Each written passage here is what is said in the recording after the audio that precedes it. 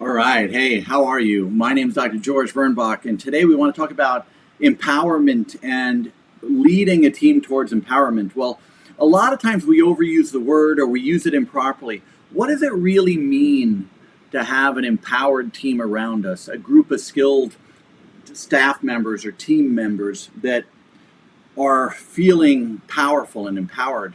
Well, the way I like to think about it is an empowered team is a self-governing team.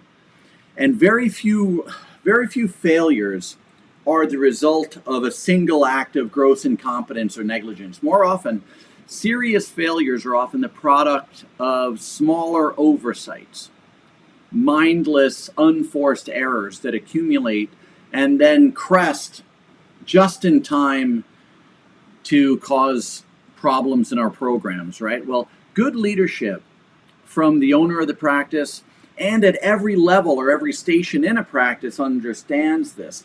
But self-governance takes time to build as a culture. And that's a culture that catches the small things before they ever become big things because people are paying attention to them. And prevention, it's not always as easy as it seems, right? Because you can't be everywhere at all times. The power of your policies and your checklists depends on many things going right, but most importantly, it depends on people actually implementing them. So think of this as a mantra. The best policies and crisis prevention in your practice, they're meaningless if your staff members don't actually care about the outcomes. So governance is about getting not just responsibility to an action cycle, like do the checklist, but self-governance requires people to take ownership of the outcome. And if the outcome is the patient's excited to start care, that's more than I went through my new patient checklist. When your employees feel no sense of ownership over the process or the results, the outcomes, they're more likely to minimize the impact of their mistakes. They assign responsibility to others or they relax their standards. And when you start to relax your standards over time, those standards just disappear. That doesn't mean we need the taskmaster, smacking everyone back in the line on every micromanagement detail. But it does mean that we're talking about ownership of outcomes. So at the front desk, what is that outcome you're looking to get there? Who has ownership of that experience? Who has ownership of the emotions, not just the checklists? The resulting effects in a group that starts to relax their standards or their ownership of the outcomes is where the habits become repeated mistakes, right?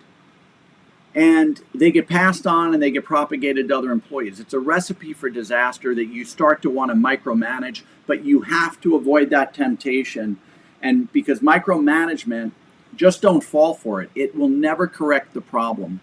Micromanagement is a symptom of a poor team culture and ownership of the outcomes. It's a team's lack of the perceived ownership that it has over the little mistakes, and then they are allowed to add up to a big mistake, you see? A team culture that fosters self-governance, personal responsibility over the outcomes, well, that team is going to grow together because they'll see themselves all in it as a unified culture, and you'll get the results because everyone's looking for the little mistakes that might come back and bite us. So how do we foster a culture like that as the owning doctor? Number one, share the power of meetings. Just because you own the practice doesn't mean you should be the only voice heard at the table. Good leaders share the voice. They share the power to build the collective power of the team. Team meetings that promote member contributions, staff member contributions, and participation are able to better convey the knowledge and the experiences, the perspectives that everyone has. And if you see something go wrong at the front desk, before you jump up and down about it, say, hey, what were you trying to accomplish, and why did you think that that was the right idea? Get their perspective, because shared perspectives really do matter, okay? You want people invested into the purpose and those outcomes, and meetings are one way to do it. Second, encourage and even talk about personal interests with your team and from your team.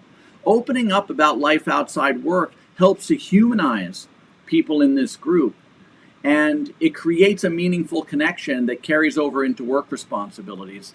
And then finally, one of the hardest things to do when we feel we're moving fast is that we need to normalize the discussion of success, normalize the discussion of failures too. You see, creating an atmosphere where team members are encouraged to talk about their best work without being embarrassed or feeling that, oh, now everyone's staring at me. When they are encouraged to talk about the things they did great or well, and they're also excited to share something they tried that might not have worked out so well. When they are allowed to talk about their best and their mistakes, they're more likely to work with you through problems and less likely to hide or deny problems. So don't worry about the concept of, am I building leaders? Leadership will be developed as people learn to identify their best and their worst, to normalize those conversations of success and those conversations of failures. People will be empowered and powerful when they start owning the outcomes, and now they see that little mistake that's going to cause a hindrance on their outcome, and they're not going to allow it to happen. By truly empowering people, you're building a self-governing team.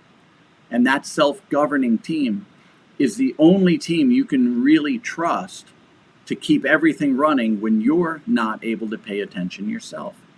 So let's focus on that this week, and we'll have a good, wonderful end of the year. Bye-bye.